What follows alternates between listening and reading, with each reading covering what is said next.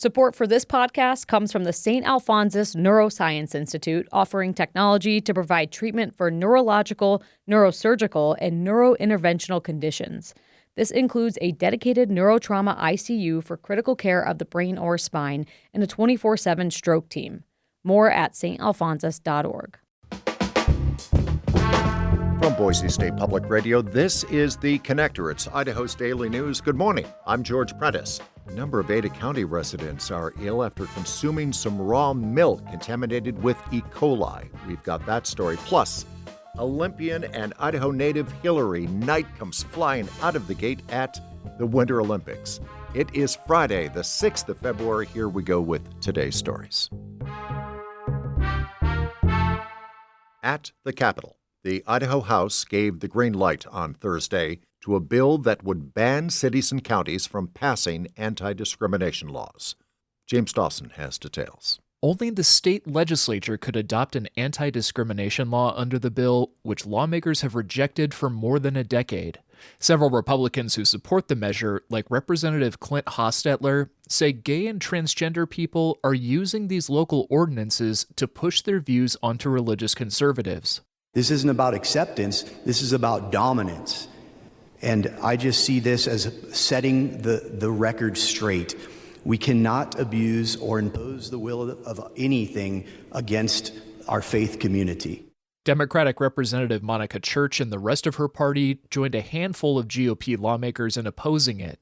She says it further erodes the state's embrace of local control. What is the long-term effect of voting for a bill that says cities serve at the pleasure of the state? Yikes. That is the least Idaho thing I have ever heard. Idaho's largest county and 12 cities have these laws on the books. The bill now heads to a Senate committee for consideration. James Dawson, Boise State Public Radio News. 9 Ada County residents are seriously ill after consuming raw milk contaminated with E. coli. That, according to the Central District Health.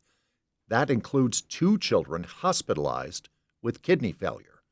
Julie Lucatau reports. The milk comes from Arbar H. Dairy in Caldwell, which has pulled its products off shelves and paused production.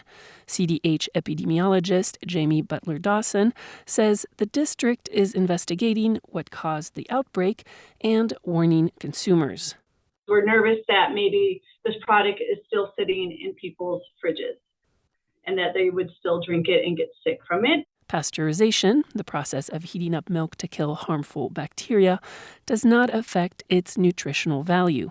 Just because it's legal to drink raw milk, which it is in Idaho, doesn't mean that it's risk-free because raw milk can carry harmful bacteria.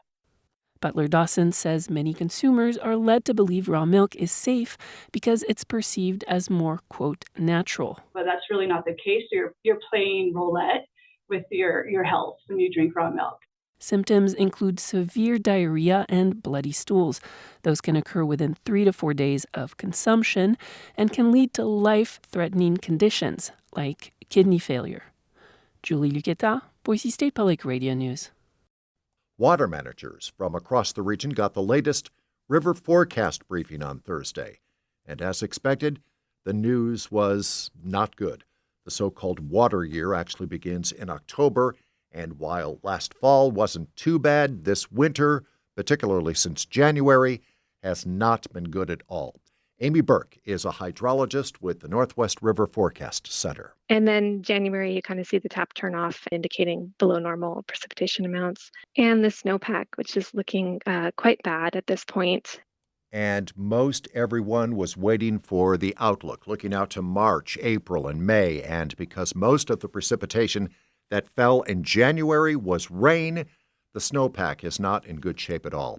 And the outlook for the next few months is calling for warmer than normal temperatures and drier than normal precipitation. So increased chances of below normal precipitation or drier than normal conditions in the southern tier that we've already seen suffering from lack of snowpack and precipitation. Temperatures have been largely above normal, and this has led to a poor snowpack and then otherwise doing pretty poorly, mostly in southern Oregon and over in Idaho. Of a more immediate nature, things will remain dry today, and the stagnant air will remain in place as well, and Treasure Valley highs this afternoon will again be in the 50s. The opening ceremonies of the Winter Olympics are set to begin in just a few hours in Italy, where it is 8 hours ahead of us. A reminder that a number of Idahoans are part of Team USA.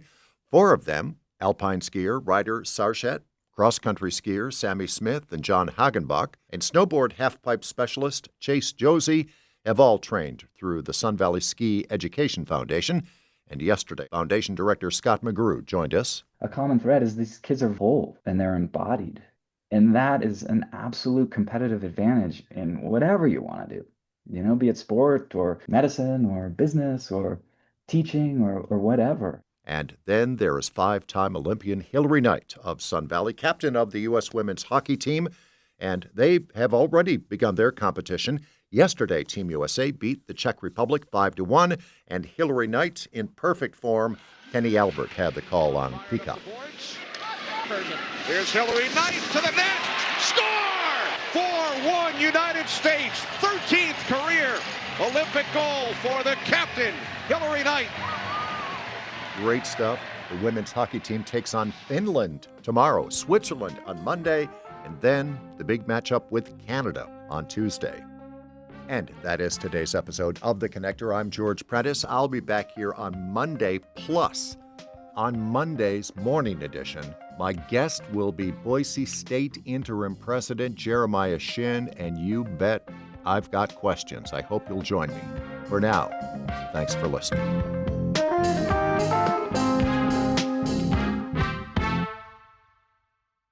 Hi, it's Terry Gross, host of Fresh Air. Hey, take a break from the 24-hour news cycle with us and listen to long-form interviews with your favorite authors, actors, filmmakers, comedians, and musicians, the people making the art that nourishes us and speaks to our times. So listen to the Fresh Air podcast from NPR and WHYY.